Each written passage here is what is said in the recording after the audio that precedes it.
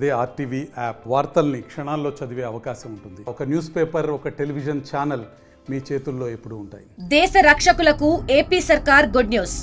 ఇకపై భారత రక్షణ దళాల సైనికులకు ఆస్తి పన్ను లేదు. పాకిస్తాన్తో ఉద్రిక్త పరిస్థితుల నేపథ్యంలో దేశ రక్షణ కోసం వీరోచితంగా పోరాడుతున్న సైనికుల పట్ల కృతజ్ఞతగా చంద్రబాబు సర్కార్ ఈ నిర్ణయం తీసుకుంది. భారతదేశ రక్షణ దళాల్లో సేవలందిస్తున్న సైనికుల కోసం ఏపీ ప్రభుత్వం కీలక నిర్ణయం తీసుకుంది. రాష్ట్రంలోని పంచాయతీల్లో నివసిస్తున్న రక్షణ సిబ్బంది ఇళ్లకు ఆస్తి పన్ను మాఫీ చేయాలని నిర్ణయించింది.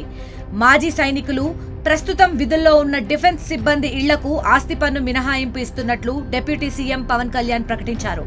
Army, navy, air force, paramilitary దళాలు, సిఆర్పీఎఫ్ వంటి విభాగాలకు ఈ పన్ను మినహాయింపు వర్తిస్తుంది.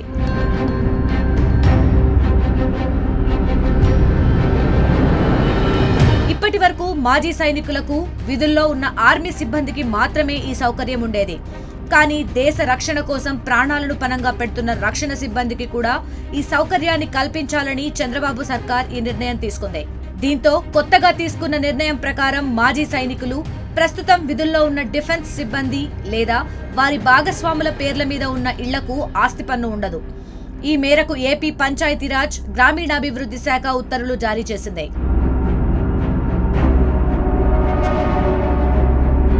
అయితే ఈ పన్ను మినహాయింపు భార్యాభర్తల పేర్ల మీద ఎన్ని ఇళ్లు ఉన్నా ఒక్క ఇంటికి మాత్రమే వర్తిస్తుంది.